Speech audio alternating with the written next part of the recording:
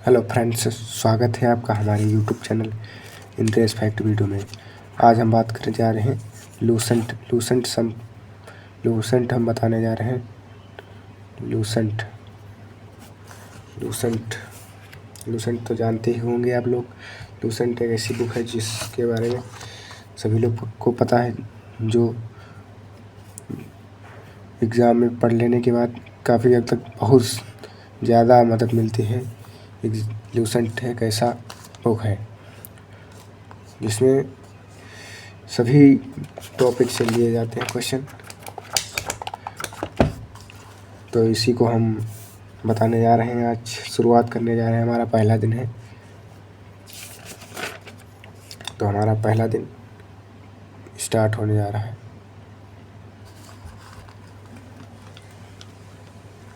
हमारा पहला है भारत का इतिहास। भारत का इतिहास लूसेंट एक ऐसी बुक है जिससे बहुत सारे क्वेश्चन मिलते हैं एग्ज़ाम में। SSC, CGL, RRB, NTPC के लिए या हाई कोर्ट के लिए एग्ज़ाम के लिए इम्पोर्टेंट क्वेश्चन मिलने वाले हैं इसमें। तो पढ़ते हैं, शुरू करते हैं। भारत का इतिहास उत्तर में हिमालय से लेकर दक्षिण में समुद्र तक फैला यह उपमहाद्वीप भारतवर्ष के नाम से ज्ञात है, जिसे महाकाव्य तथा पुराणों में भारतवर्ष अर्थात भारतों का देश कहते हैं तथा जहाँ के निवासियों को भारतीय अर्थात भारत के संतान कहा गया है। भारत एक प्राचीन कबीले उत्तर पश्चिम में रहने वाले लोगों का एक समूह था, जिसका नाम उल्लेख है ऋग्वेद में और भी मिलता है। बाद में इसका प्रयोग देश के लिए होने लगा। प्राचीन भारतीय अपने देश को जम्बू द्वीप अर्थात जम्बू जमुना वृक्षों का द्वीप कहते थे। प्राचीन ईरानी इसे सिंधु नदी के नाम से भी जोड़ते थे, जिसे वह सिंधु न कहकर हिंदू कहते थे। यही नाम फिर पूरे पश्चिम में फैल गया और पूरे देश को इसी एक नदी के नाम से जाना जाने लगा। यूनानी इसे इंदे और अरब में इसे हिंद कहते हैं। मध्यकाल में इसे देश को हिंदुस्तान कहा जाने लगा। यह शब्द भी फारसी शब्द हिंदू से बना है। यूनानी शब्द इंदे के आधार पर अंग्रेज हमें इंडिया कहने लगे। विंध्य की पर्वत श्रृंखलाओं देश को उत्तर और दक्षिण दो भागों में बांटती हैं। उत्तर में इंडो यूरोपीय परिवार की भाषाएं बोलने वाली की और दक्षिण में द्रविड़ परिवार की भाषाएं बोलने वाले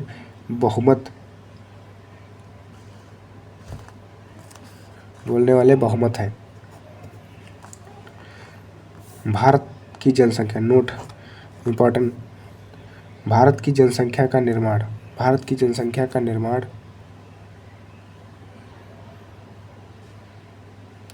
जिन प्रमुख नस्लों के लोगों के मिश्रण से हुआ है वे इस आधार पर हैं: proto Australoid, palaeo Mediterranean, Caucasoid, Negroid, Mongoloid. भारतीय इतिहास को अध्ययन की सुविधा के लिए 3 भागों में बांटा गया है: प्राचीन भारत, मध्यकालीन भारत, आधुनिक भारत। सबसे पहले भारत को 3 भागों में बांटने का श्रेय जर्मन इतिहासकार क्रिस्टोफ सेलियरस 1760। प्राचीन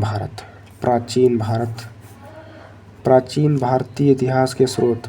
प्राचीन भारतीय इतिहास के विषय में जानकारी मुख्यतः 4 स्रोतों से प्राप्त है: धर्म ग्रंथ, ऐतिहासिक ग्रंथ, विदेशियों का विवरण, पुरातत्व संबंधी साक्ष्य। धर्म ग्रंथ एवं ऐतिहासिक ग्रंथ से मिलने वाली महत्वपूर्ण जानकारी। भारत का सर्वप्राचीन धर्म ग्रंथ वेद है, जिसके संलग्नकर्ता महर्षि कृष्ण द्वैपायन वेद व्यास को माना जाता है।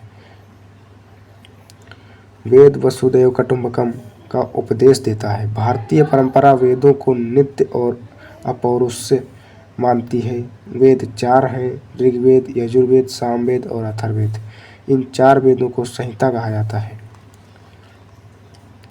ऋग्वेद ऋग्वेद के क्रमबद्ध ज्ञान के संग्रह को ऋग्वेद कहा जाता है।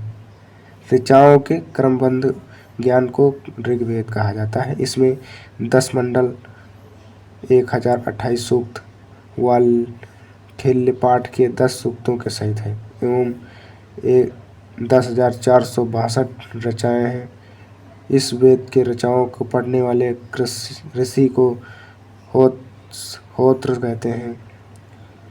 इस वेद को आर्य राजनीतिक प्रणाली, इतिहास एवं ईश्वर की महिमा के बारे में जानकारी मिलती है।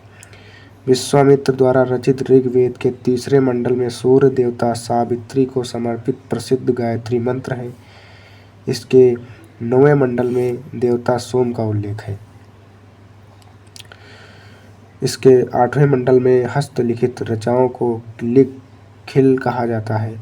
ऋग्वेद का सबसे बड़ा 10वां मंडल है। इसमें नदी स्तुति सूक्त, नदियों की प्रशंसा, पुरुष सूक्त, वैदिक समाज, नासदीय सूक्त।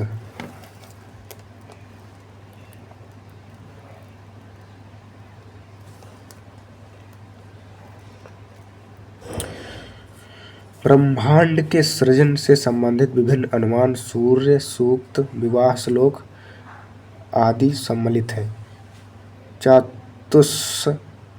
चातुर्वर्ण समाज के कल्पना का आदि स्रोत ऋग्वेद के 10वें मंडल में वर्णित पुरुष सूक्त, जिसके अनुसार 4 वर्ण ब्राह्मण, क्षत्रिय, वैश्य, शूद्र आदि पुरुष ब्रह्मा के क्रमशः मुख, भुजाओं, जंघाओं, चरणों के से उत्पन्न हुए हैं।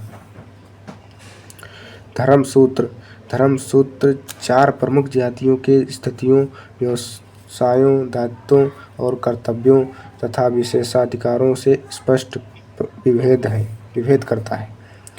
ऋग्वेद कई परिच्छेदों में प्रयुक्त अधन्य, जिनका वध नहीं किया जा सकता, शब्द का संबंध गाय से है। ऋग्वेद में ब्रह्म का उल्लेख है तो किंतु आत्मा का नहीं। ईसा पूर्व एवं ईस्वी। वर्तमान में प्राचीन ग्रेगोरियन कैलेंडर, ईसाई कैलेंडर, जूलियन कैलेंडर इतिहास ईसाई धर्मगुरु ईसा मसीह के जन्म वर्ष कालपित पर आधारित। ईसा मसीह के जन्म से पहले समय को ईसा पूर्व BC, before the birth of Jesus Christ कहा जाता है। इस ईसा पूर्व में वर्षों की गिनती उल्टी दिशा में होती है। जैसे महात्मा बुद्ध का जन्म 563 ईसा पूर्व में और मृत्यु 443 ईसा पूर्व में हुई। यानी ईसा मसीह के जन्म के 563 वर्ष पूर्व महात्मा बुद्ध का जन्म हुआ एवं 483 वर्ष पूर्व मृत्यु हुई। ईसा मसीह की जन्म की तारीख से आरंभ हुआ सन ईसवी सन कहलाता है। इसके लिए संक्षेप में लिखा गया है। संक्षेप में इसे ई लिख दिया जाता है।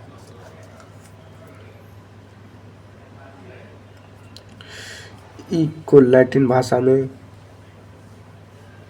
भाषा के शब्द में एडी भी कहा जाता है। एडी यानी एनो डोमिनी, जिसका शाब्दिक अर्थ है in the year of Lord Jesus Christ.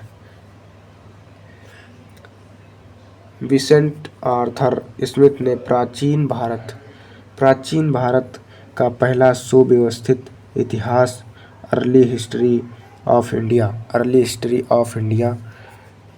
1904 में तैयार किया। इस पुस्तक के 1/3 भाग में केवल सिकंदर का आक्रमण वर्णित है।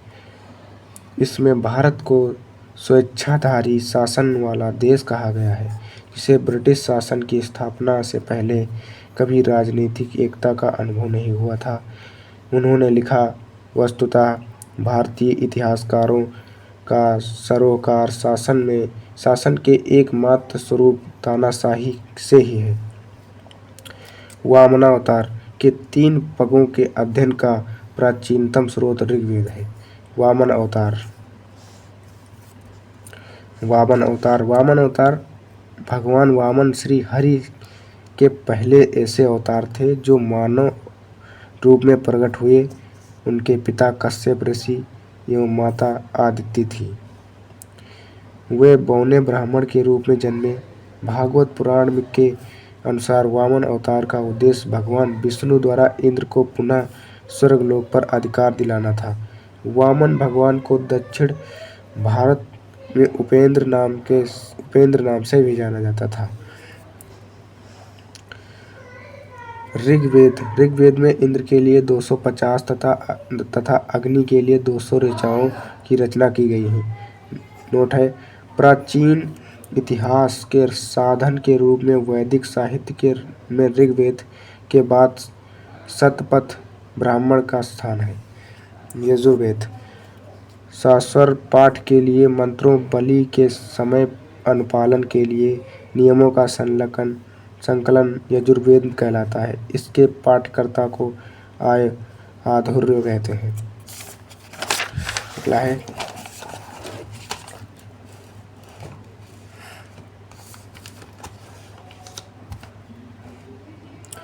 यजुर्वेद में यज्ञों के नियमों एवं विविध विधि विधानों का संकलन मिलता है।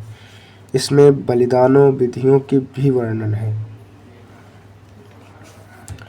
यह एक ऐसा वेद है जो गद्य एवं पद्य दोनों में लिखा है। सामवेद सम का शाब्दिक अर्थ है गान। इस वेद का मुख्यतः यज्ञों के अवसर पर गाए जाने वाले ऋचाओं मंत्रों का संकलन है। इसके पाठकर्ता को आद्रत कहते हैं। इसका संकलन ऋग्वेद पर आधारित इसे 1810 सूक्त हैं जो प्रायः ऋग्वेद के लिए गए हैं। इसे भारतीय संगीत का जनक कहा जाता है। यजुर्वेद तथा सामवेद में किसी विशिष्ट ऐतिहासिक घटना का वर्णन नहीं मिलता है। अथर्ववेद अर्थात अथर्वा ऋषि द्वारा रचित इस वेद में कुल 731 मंत्र तथा लगभग 6000 पद्य हैं। इसके कुछ मंत्र ऋग्वैदिक मंत्रों से भी प्राचीनतर हैं। औषधों का उल्लेख सबसे पहले अथर्ववेद से मिलता है। ऐतिहासिक दृष्टि से अथर्ववेद का महत्व इस बात से है कि इसमें सामान्य मनुष्यों के विचारों तथा अविश्वासों का विवरण मिलता है। पृथ्वी सूक्त अथर्ववेद का प्रतिनिधि सूक्त माना जाता है। इसमें मानव जीवन के सभी पक्षों, ग्रहों, निर्माण, कृषि की उन्नति, व्यापारिक मार्गों का गहन खोज,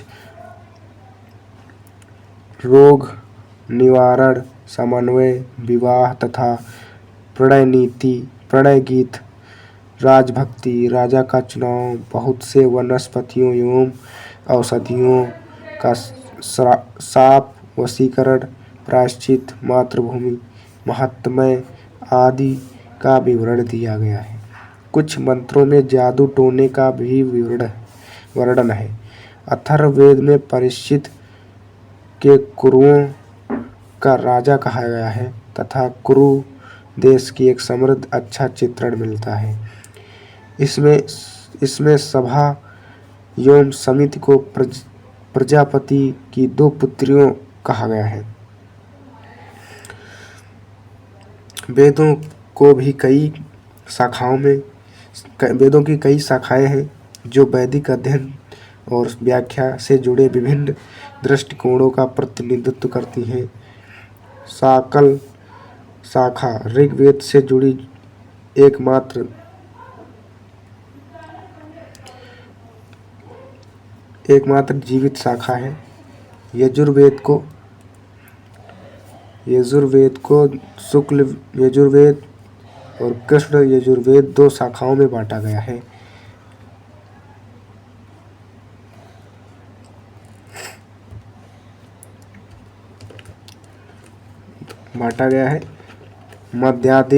मध्याह्नि काण्व शुक्ल यजुर्वेद,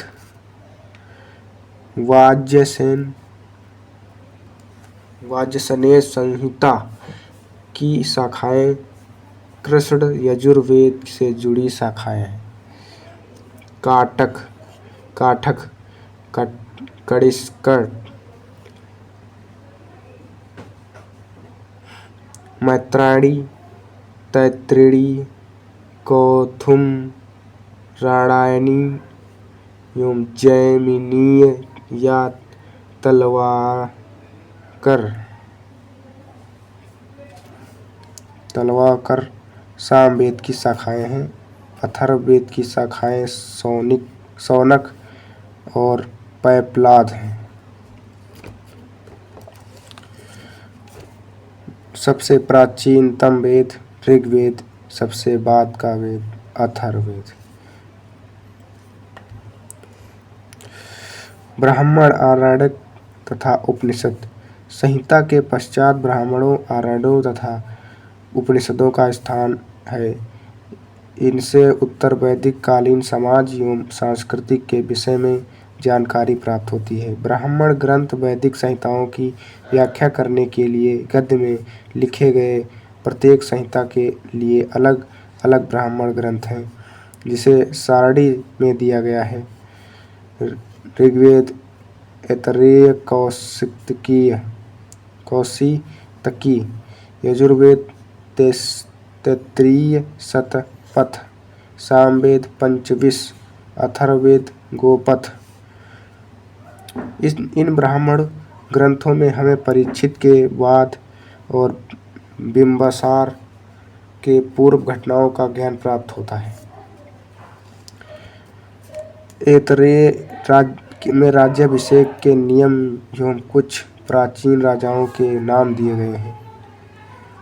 शपथ में गांधार, शैल, ककेय, कुरु, पंचाल, कौशल, विदेह आदि राजाओं का उल्लेख मिलता है। वैदिक साहित्य में ऋग्वेद के बाद शतपथ ब्राह्मण का स्थान है। आरण्यक में यज्ञ से जुड़े कर्मकांडों की दार्शनिक प्रतीकात्मक अभिव्यक्ति है।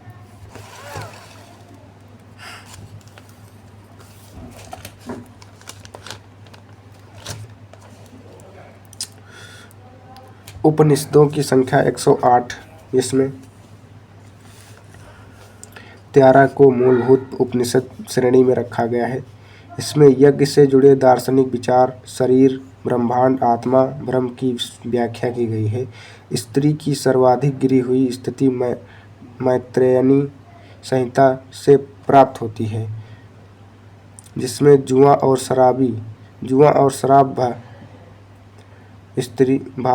शराब की भांति स्त्री जो पुरुष का तीसरा मुख्य दोष बताया गया है।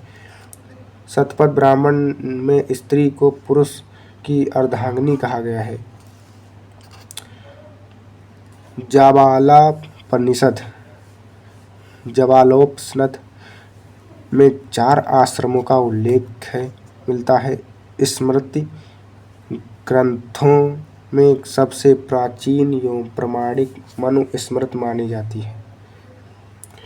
यह शुंग काल का मानक ग्रंथ है। नारद स्मृति गुप्त युग के विषय में जानकारी प्रदान करता है। वेदांग एवं सूत्र। वेदों को भली भांति समझने के लिए 6 वेदांगों की रचना हुई है। ये शिक्षा, शुद्ध उच्चारण, शास्त्र, कल्पकांड, कर्मकांडीय विधि, निरुक्त शब्दों की व्युत्पत्ति का शास्त्र माना, शास्त्र, व्याकरण, छंद, ज्योतिष। वैदिक साहित्य को अक्षुण्ण बनाए रखने के लिए प्रणयन किया गया। श्रौत ग्रह तथा धर्म सूत्रों के अध्ययन से हमें यज्ञीय विधि विधानों, कर्मकांडों तथा राजनीति विधि व्यवहार से संबंधित महत्वपूर्ण बातें ज्ञात करते हैं। प्रमुख सूत्रकारों में गौतम, बौधायन, आपस्तंभ, वशिष्ठ आदि के नाम से विशेष रूप से उल्लेखनीय है। सूत्रों में गौतम धर्म सूत्र सबसे प्राचीन माना गया है। पुराण भारतीय ऐतिहासिक कथाओं का सबसे अच्छा क्रमबद्ध विवरण पुराण में मिलता है।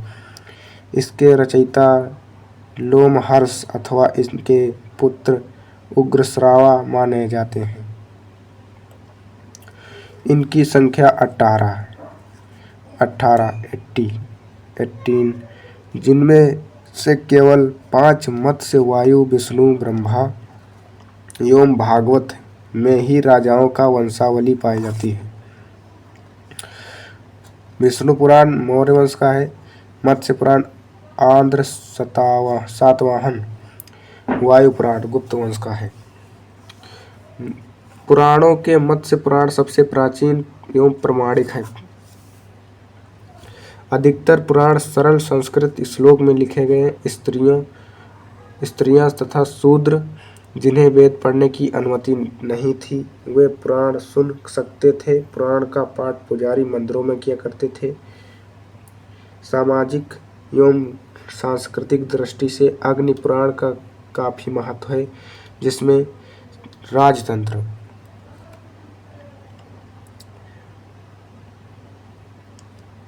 राजतंत्र के साथ साथ कृषि संबंधित विवरण भी दिया गया है। उपनिषदों की रचना पुराण से पहले हुई है। उपनिषद बौद्धजन और अन्य साहित्य। जातक में बुद्ध की पूर्व जन्म की कहानी वर्णित है। हीनयान का प्रमुख ग्रंथ कथावस्तु, जिसमें महात्मा बुद्ध का जीवन चरित्र उनके अनेक कथानायकों के साथ वर्णित है। जैन साहित्य को आगम कहा जाता है। जैन धर्म का प्रारंभिक इतिहास कल्पसूत्र से ज्ञात होता है। जैन ग्रंथ भागवती सूत्र में महावीर के जीवन कृत्यों तथा अन्य समकालिकों के साथ उनके संबंधों का विवरण मिलता है। अर्थशास्त्र के लेखक चाणक्य या कौटिल्य या विष्णुगुप्त हैं। यह 15 अधिकरणों एवं 180 प्रकरणों में विभाजित है। इससे मौर्यकालीन इतिहास की जानकारी प्राप्त होती है। अनुवादक शाम शास्त्री संस्कृत साहित्य में ऐतिहासिक घटनाओं को क्रमबद्ध लिखने का सर्वप्रथम प्रयास कल्हड़ के द्वारा किया गया। कल्हड़ द्वारा रचित पुस्तक राजतरंगिणी राजाओं की नदी। इस ग्रंथ में 8 सर्ग हैं, जिन्हें तरंगों की संज्ञा दी गई है। तरंगों की संज्ञा दी गई है। इसमें प्रारंभ से लेकर 12वीं सदी तक कश्मीर के शासकों का वर्णन है। अरबों के सिंध विजय का वृतांत चचनामा लेखक अली अहमद में सुरक्षित है।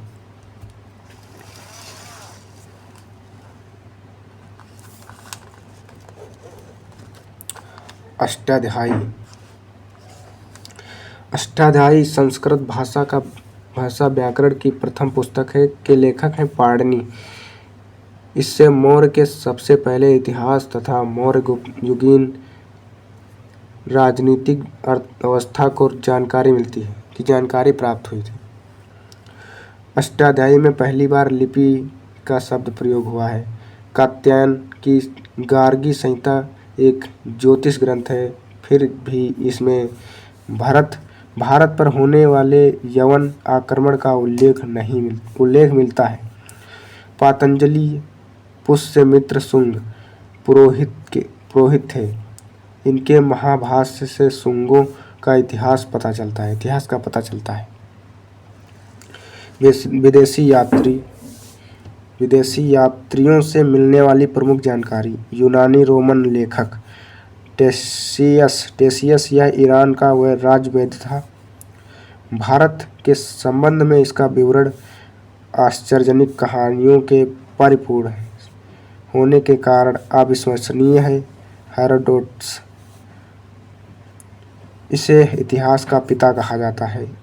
इसने अपनी पुस्तक हिस्टोरिका में 5वीं शताब्दी ईसा पूर्व के भारत फारस ईरान के संबंध का वर्णन किया है, परंतु इसका विवरण भी अनुश्रुतियों एवं अफवाहों पर आधारित है। सिकंदर के साथ आने वाले लेखकों में निर्याकस, आनेसिक्राटस तथा अरिस्टोबुलस के विवरण अधिक प्रामाणिक एवं विश्वसनीय हैं। मेगास्थनीज यह सेल्यूकस निकेटर का राजदूत था जो चंद्रगुप्त मौर्य के दरबार में आया था। इसने अपनी पुस्तक इंडिका में मौर्य युगीन समाज संस्कृत विषय में लिखा है।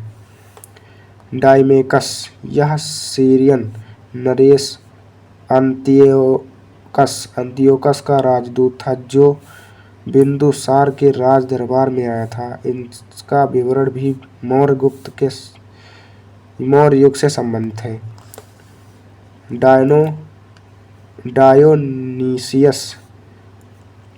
डायोनीसियस यह मिस्र नरेश टालमी फिलेडेल्फस का राजदूत था जो अशोक के राज दरबार में आया था। टालमी इसने 2री शताब्दी के भारत का भूगोल नामक पुस्तक लिखी। प्लिनी इसने लिखी है 1म शताब्दी में नेचुरल हिस्ट्री नामक पुस्तिका लिखी है। इसमें भारतीय पशुओं, पेड़ पौधों, खनिज पदार्थों आदि के बारे में विवरण मिलता है। पेरिप्लस ऑफ इरीथ्रन सी इस पुस्तक के लेखक के बारे में जानकारी नहीं प्राप्त है अभी तक। यह लेखक करीब 80 ईस्वी में हिंद महासागर की यात्रा पर आया था। इसने उस समय के भारत के बंदरगाहों तथा व्यापारिक वस्तुओं के बारे में जानकारी प्राप्त की थी। चीनी लेखक फाहियान यह चीनी यात्री गुप्त नरेश चंद्रगुप्त द्वितीय के दरबार में आया था। इसने अपने विवरण में मध्य प्रदेश के समाज एवं सांस्कृतिक के बारे में वर्णन किया। इसने मध्य प्रदेश की जनता को सुखी एवं समृद्ध बताया। यह 14 वर्षों तक भारत में रहा। संयुगन यह 518 ईस्वी में भारत आया। इसने अपने 3 वर्षों की यात्रा में बौद्ध धर्म की प्राप्तियां एकत्रित की।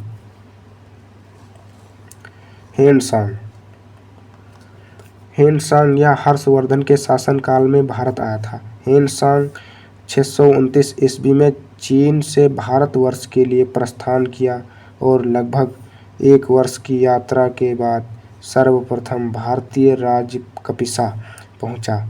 भारत में 15 वर्षों तक ठहरकर 645 में ईस्वी में चीन लौट गया। वह बिहार में नालंदा जिला स्थित नालंदा विश्वविद्यालय में अध्ययन करने तथा भारत में बौद्ध ग्रंथ को एकत्र कर ले जाने के लिए आया था।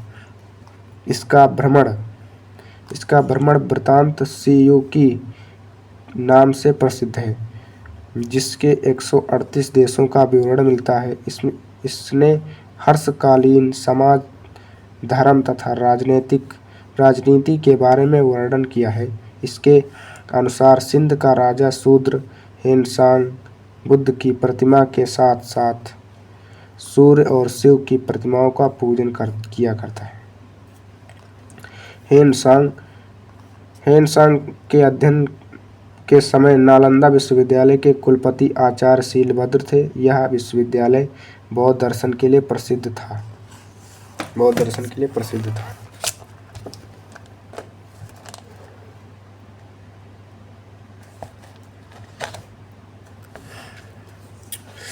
इत्संग यह 7वीं शताब्दी के अंत में भारत आया। इसने अपने विवरण में नालंदा विश्वविद्यालय, विक्रमशिला विश्वविद्यालय तथा अपने समय के भारत का वर्णन किया। अरबी लेखक अल-बरूनी यह महमूद गजनवी के साथ भारत आया था। अल-बरूनी ख्वारिज़्म या खीव आधुनिक तुर्कमेनिस्तान का रहने वाला था। अरबी में लिखी गई उसकी कृति किताब उल हिंद तहकीक-ए-हिंद भारत की खोज है। आज भी इतिहासकारों के लिए एक महत्वपूर्ण स्रोत है। यह एक विस्तृत ग्रंथ है जो धर्म और दर्शन, त्योहारों, खगोल विज्ञान, कीमिया, रीति रिवाज तथा प्रथाओं, सामाजिक जीवन, भार-तौल तथा मापन विधियों, मूर्तिकला, कानून, मापतंत्र, विज्ञान आदि विषयों के आधार पर 80 अध्यायों में विभाजित। इसमें राजपूत कालीन समाज, धर्म, रीति रिवाज, राजनीति आदि पर सुंदर प्रकाश डाला है। इब्न बतूता इसके द्वारा अरबी भाषा में लिखा गया उसका यात्रा वृत्तांत, जिसे रेहला कहा जाता है, 14वीं शताब्दी में भारतीय उपमहाद्वीप के सामाजिक तथा सांस्कृतिक जीवन के विषय में बहुत ही प्रचुर था। सबसे रोचक जानकारी देता है। 1333 ईस्वी में दिल्ली पहुंचने पर इसकी विद्वता से प्रभावित होकर सुल्तान मोहम्मद बिन तुगलक ने उसे दिल्ली का काजी न्यायाधीश नियुक्त किया। अन्य लेखक तारानाथ एक तिब्बत लेखक था। इसने कंग्यूर तथा तंग्यूर नामक ग्रंथ की रचना की थी। इसने भारतीय इतिहास के बारे में जानकारी प्राप्त मिलती है। मार्को पोलो यह 13वीं शताब्दी के अंत में पांड्य देश की यात्रा पर आया था। इसका विवरण पांड्य इतिहास के अध्ययन के लिए उपयोगी है। पुरातत्व संबंधी साक्ष्य मिलने वाली जानकारी। भारतीय पुरातत्व शास्त्र का पितामह, father of Indian archaeology sir Alexander Cunningham को कहा जाता है। Alexander Rea Longhurst, Robert Sewell, James Burgess, Walter Elliot ने सभी भारत को पुरातात्विक स्थलों के उत्खनन से संबंधित है। इन लोगों के भट्टी, प्रोलू, घंटासला, अमरावती आदि स्थलों की खुदाई 1400 ईसा पूर्व के अभिलेख बोगाज कोई एशिया माइनर से वैदिक देवता मित्र, वरुण, इंद्र, नागसत्य, अश्विनी कुमार के नाम के मिलते हैं। मध्य भारत में भागवत धर्म वैष्णव संप्रदाय विकसित होने का प्रमाण यवन राजदूत हेलियोडोरस के वेसनगर विदिशा गरुड़ स्तंभ लेख से प्राप्त होता है। सर्वप्रथम भारतवर्ष का जिक्र हाथी गुम्फा अभिलेख है।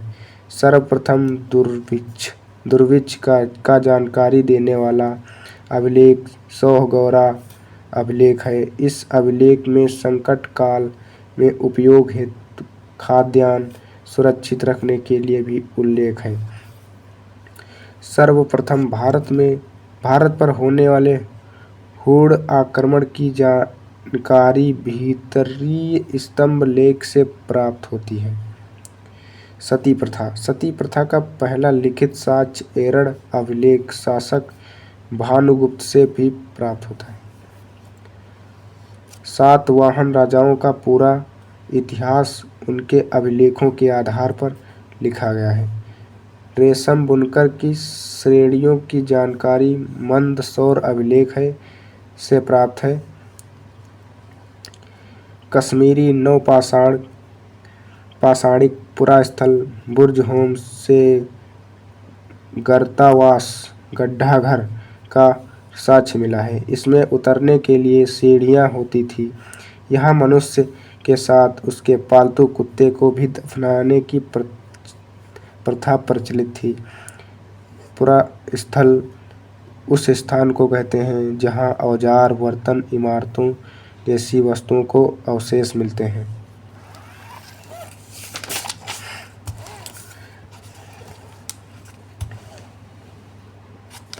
प्राचीनतम सिक्कों को आहत सिक्के कहा जाता है। इस शीश को साहित्य कासारपर्ण कहते हैं। सर्वप्रथम सिक्कों पर लेख लिखने का कार्य यवन शासक ने किया था। महत्वपूर्ण अभिलेख हैं हम हाथी गुम्फा अभिलेख तिथि सहित है। अभिलेख है कलिंग राजा खारवेल द्वारा। जूनागढ़ गिरनार अभिलेख रुद्रदामन शासक था। नासिक अभिलेख गौतमी बालश्री। प्रयाग स्तंभ लेख है समुद्रगुप्त। ऐहोल अभिलेख है पुलकेशिन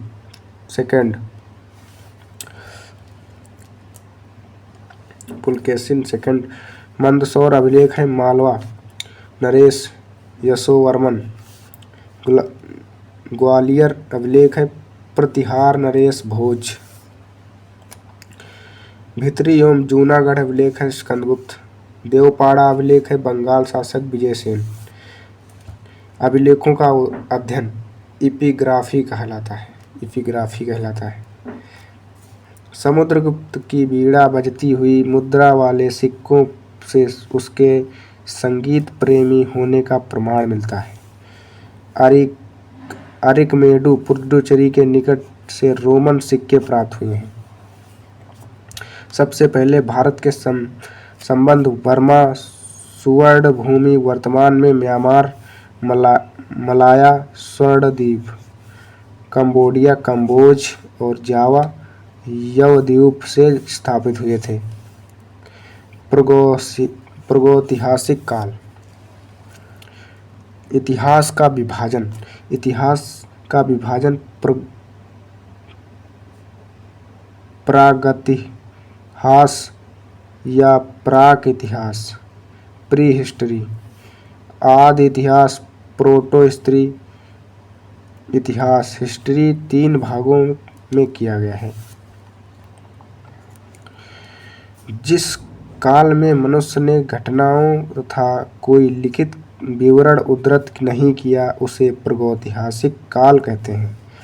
आदिकाल ऐतिहासिक काल उस काल को कहा जाता है जिस काल में लेखन कला के प्रचलन के बाद उपलब्ध लेख पढ़े नहीं जा सके। मानव विकास के उस काल को इतिहास कहा जाता है जिसका विवरण लिखित रूप में उपलब्ध है। मालवा संस्कृति है। मालवा बर्तन है काला लाल, बुर्ज होम धूसर, जोखे लाल, द नवपाषाण चमकीला धूसर, पूर्वी नवपाषाण भूरा लाल।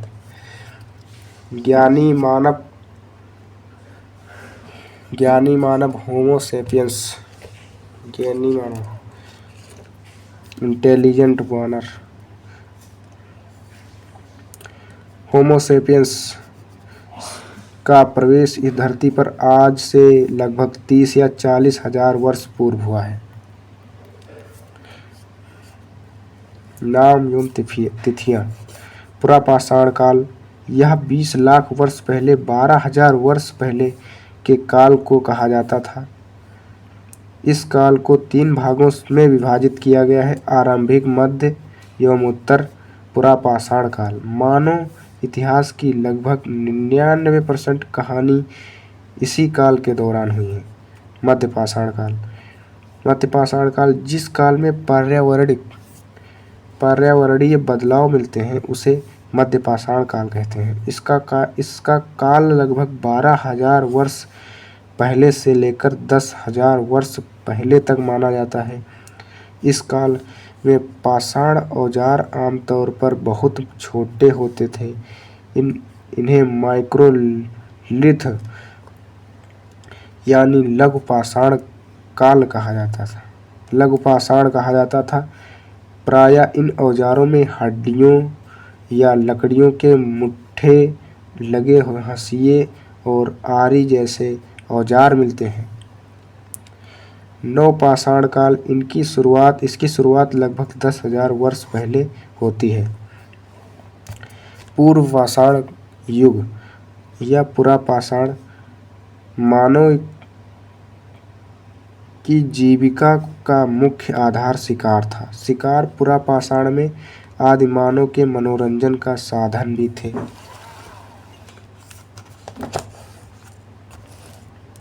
आग का आविष्कार पुरापाषाण में हुआ था। आग का आविष्कार पुरापाषाण काल में व पहिए का नवपाषाण काल में हुआ था। पुरापाषाणिक पुरास्थल कोरनोल गुफा में राख के अवशेष मिले हैं। मनुष्य में स्थायी निवास की प्रवृत्ति नवपाषाण काल में हुई थी। उसने सबसे पहले कुत्ता को पालतू बनाया था। मनुष्य ने सर्वप्रथम तांबा का उपयोग किया था। द्वारा बनाया जाने वाला प्रथम औजार कुल्हाड़ी था। कृषि का आविष्कार लगभग 80,000 वर्ष पूर्व नवपाषाण काल में हुआ था। प्रागैतिहासिक अन्य उत्पादक स्थल मेहरगढ़ पश्चिम बलूचिस्तान में बोलन नदी के किनारे अवस्थित थे। कृषि के लिए अपनाई गई सबसे प्राचीन गेहूं फसल पहली फसल है एवं जौ थी। लेकिन मानव द्वारा सर्वप्रथम प्रयुक्त अनाज चावल था। सर्वप्रथम प्रयोग किया था चावल का। कृषि का प्रथम उदाहरण मेहरगढ़ से प्राप्त हुआ। कोल्डी हवा उत्तर प्रदेश का संबंध चावल के प्राचीनतम साक्ष्य से है। मेहरगढ़ में एक कब्र का मृतक के साथ एक बकरी को भी दफनाया गया था। भारत में पूर्व प्रस्तर मतलब पत्थर युग के अधिकांश औजार स्फटिक पत्थर के बने थे। रॉबर्ट ब्रूस फुट पहले व्यक्ति थे जिन्होंने 1863 में भारत में पुरापाषाण कालीन औजारों की खोज की। पल्लावरम नामक स्थान पर प्रथम भारतीय पुरापाषाण कलावृत्ति की खोज हुई। भारत के मध्य पाषाण काल के विषय में जानकारी सर्वप्रथम 1867 ईस्वी में जब C.L. कार्लइल ने विंध्य क्षेत्र में लघु पाषाणोपकरण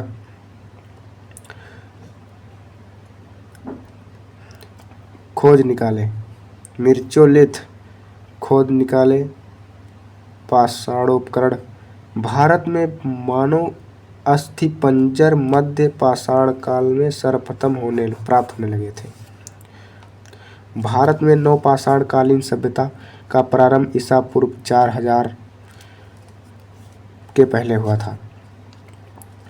भारत का सबसे प्राचीन नगर मोहनजोदड़ो था। सिंधी भाषा में इसका अर्थ मृतकों का टीला है। असम श्वेतभ्रू गिबन भारत में पाया जाने वाला पहला एकमात्र मानवावकपी है।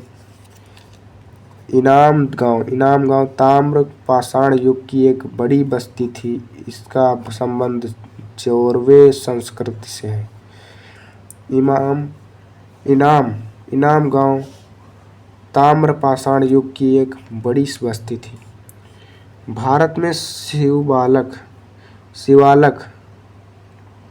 की पहाड़ी के जीवाश्म प्राप्त होते हैं। जीवाश्म का प्रमाण मिला है। वर्ष 1867-68 में पहली बार भारत में शैल चित्रों की खोज आर्कीबोल्ड कार्लइल ने की थी। भीमबेटका ने गुफा पूरा पाषाणिक आदिवासीय पुरास्थल है। यह आदि मानव द्वारा बनाए गए शैल चित्रों और शैलाश्रयों के लिए प्रसिद्ध है। इन चित्रों का पुरापाषाण काल और से मध्य पाषाण काल के समय का माना जाता है। ये चित्र भारतीय उपमहाद्वीप में मानव जीवन के प्राचीनतम चिन्ह हैं। यह मध्य प्रदेश के रायसेन जिले में स्थित इसकी खोज वर्ष 1957-58 में डॉक्टर विष्णु श्रीधर वाकड़कर द्वारा की गई थी। भीमबेटका क्षेत्र में भारतीय पुरातत्व सर्वेक्षण भोपाल मंडल ने अगस्त 1990 में राष्ट्रीय महत्व स्थल घोषित किया। इसके बाद जुलाई 2003 में यूनेस्को ने इन्हें विश्व धरोहर स्थल घोषित कर दिया गया। भारत में मनुष्य संबंधित सबसे पहला प्रमाण नर्मदा घाटी से मिलता है। भारतीय नागरिक सेवा अधिकारी रिजले प्रथम व्यक्ति थे जिन्होंने प्रथम बार वैज्ञानिक आधार पर भारत की जनसंख्या का प्रजातीय विभेदीकरण किया था। सिंधु सभ्यता। रेडियोकार्बन C14 जैसी नवीन विश्लेषण पद्धति द्वारा सिंधु सभ्यता की सर्वमान्य तिथि 2400 ईसा पूर्व से 1700 ईसा पूर्व मानी गई है। इसका विस्तार त्रिभुजाकार है। तिथि निर्धारण की कार्बन 14 की खोज अमेरिका के प्रसिद्ध रसायन शास्त्री V.F. लीवी द्वारा 1946 में की गई थी। इस पद्धति में जिस पदार्थ में कार्बन 14 की मात्रा जितनी कम रहती थी वह उतनी ही प्राचीन मानी जाती थी। सिंधु सभ्यता की खोज 1921 में राय बहादुर दयाराम साहनी ने की थी। सिंधु सभ्यता को आद्य ऐतिहासिक प्रोटोहिस्ट्रिक अथवा कांस्य ब्रॉन्ज युग में रखा जा सकता है। इस सभ्यता के मुख्य निवासी द्रविड़ एवं भूमध्य सागरीय थे। सर जॉन मार्शल भारतीय पुरातत्व सर्वेक्षण विभाग के तत्कालीन महानिदेशक ने 1924 में सिंधु घाटी सभ्यता नामक एक उन्नत नगरीय सभ्यता पाए जाने की विविध घोषणा की। सिंधु सभ्यता के सर्वाधिक पश्चिम पुरास्थल दशक नदी के किनारे स्थित सुख्तका गेंडोर बलूचिस्तान, पूर्वी पुरास्थल हिंडन नदी के किनारे आलमगीरपुर जिला मेरठ उत्तर प्रदेश, उत्तरी पुरास्थल चिनाब नदी के तट पर अखनूर के निकट मादा जम्मू कश्मीर में स्थित है। दक्षिण पुरास्थल गोदावरी नदी के तट पर दाइमाबाद जिला अहमदनगर महाराष्ट्र में है। सिंधु सभ्यता सैंधव सभ्यता नागरिक सभ्यता थी। सैंधव सभ्यता से प्राप्त परिपक्व अवस्था वाले स्थलों में केवल 6 को ही बड़े नगर की संज्ञा दी गई। मोहनजोदड़ो, हड़प्पा, गढ़वारीवाला, राखीगढ़, धौलावीरा, कालीबंगन। धौलावीरा भारत सिंधु घाटी की सभ्यता का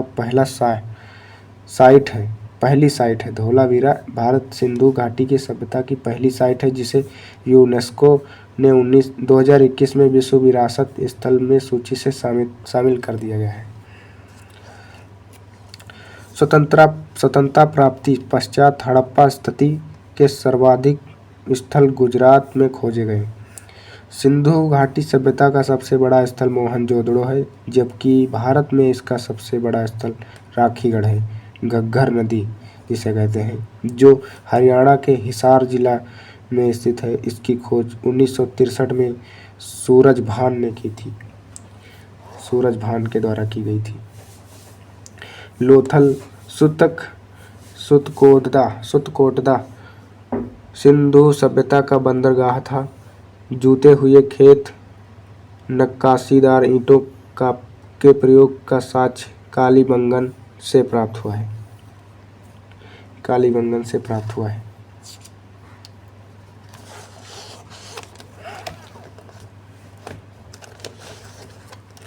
मोहनजोदड़ो से प्राप्त स्नानागार संभवतः सैंधो सभ्यता का सबसे बड़ी इमारत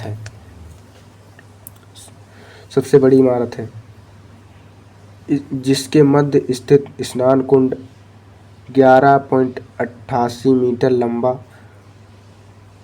और 7.01 मीटर चौड़ा एवं 2.43 मीटर गहरा था। इस स्नान कुंड में दो तरफ से उतरने के लिए सीढ़ियां बनाई गई थीं और चारों ओर कमरे बनाए गए थे। इसमें भरने के लिए पानी कुएं से निकाला जाता था। उपयोग के बाद इसे खाली कर दिया जाता था। शायद यह विशिष्ट नागरिक विशेष अवसर पर स्नान किया करते थे। अग्निकुंड, यज्ञ वेदी लोथल कालीबंगा से प्राप्त हुए हैं। मोहनजोदड़ो से प्राप्त एक सील पर 3 मुख वाले देवता पशुपति नाथ की मूर्ति मिली है। उनके चारों ओर हाथी, गैंडा, चीता एवं भैंसा विराजमान है। मोहनजोदड़ो में नर्तकी की एक कांस्य मूर्ति मिली है। हड़प्पा की मोहरों पर सबसे अधिक एवं श्रृंगी पशु का अंकन मिलता है। यहाँ से प्राप्त एक आयताकार मोहर में स्त्री गर्भ से निकलता पौधा दिखाया गया है। मनके बनाने के कारखाने लोथल चनहुदड़ो में मिले हैं। सिंधु सभ्यता की लिपि भावचित्रात्मक, यह लिपि दाईं से बाईं ओर लिखी जाती है। जब अभिलेख एक से अधिक पंक्ति का होता है तो पहली पंक्ति दाईं से बाईं और दूसरी बाईं से दाईं लिखी जाती है। लेखन कला की उचित प्रणाली विकसित करने वाली पहली सभ्यता सुमेरिया की सभ्यता थी। सिंधु सभ्यता के लोगों ने नगरों तथा घरों के विन्यास के लिए ग्रिड पद्धति अपनाई।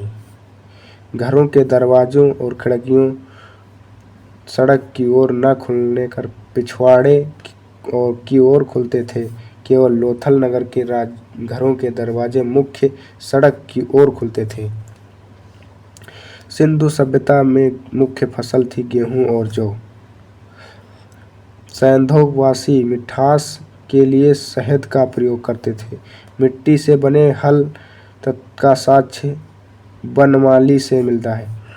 रंगपुर में एवं लोथल में चावल के दाने मिले हैं, जिनसे धान की खेती होने का प्रमाण मिलता है। चावल के प्रथम साक्ष्य लोथल से ही प्राप्त हुए हैं। सुटकोटदा, कालीबंगा, लोथल सैंधवकालीन घोड़े के अस्थिपंजर मिले हैं। तौल की इकाई संभवतः 16 के अनुपात में थी। सैंधव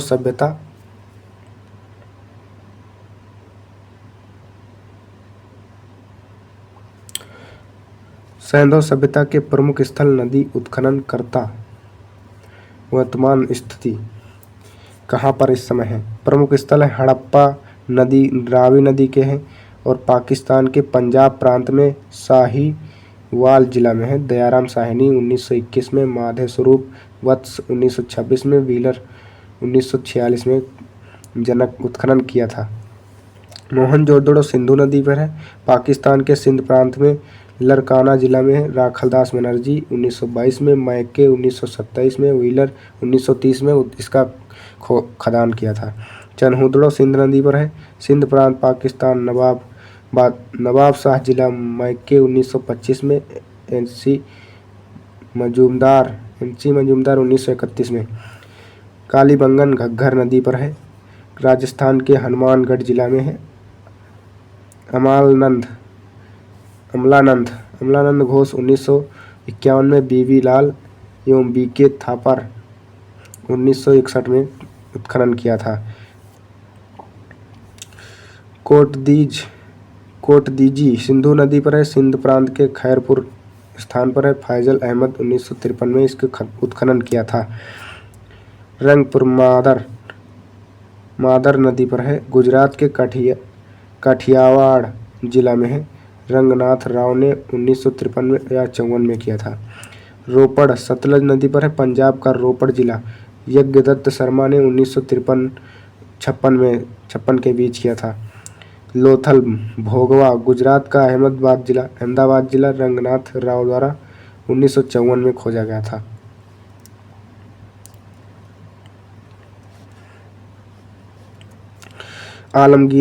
आलमगीरपुर हिंडन नदी के किनारे है, उत्तर प्रदेश मेरठ का जिला है। यज्ञदत्त शर्मा 1958 में इसकी खोज की थी। सुतकांगे डोर दशक पाकिस्तान के मकरान में समुद्र तट के किनारे ऑरेल स्टाल 1927 में बनी थी। बनमाली रंगोई हरियाणा का हिसार जिला। धौलावीरा लूनी गुजरात के कच्छ जिला। खादिर बेट द्वीप पर जेपी घोसी 1968 रविंद्र सिंह बिष्ट 1990 से 91 में खोज की थी। शोकात्स सादी कौर बलूचिस्तान में है। जॉर्ज डेल्स ने 1962 में खोज की थी।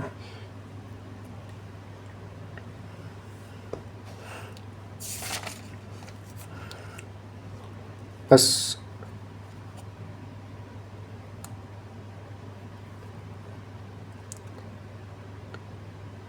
इस पार्ट में इतना ही।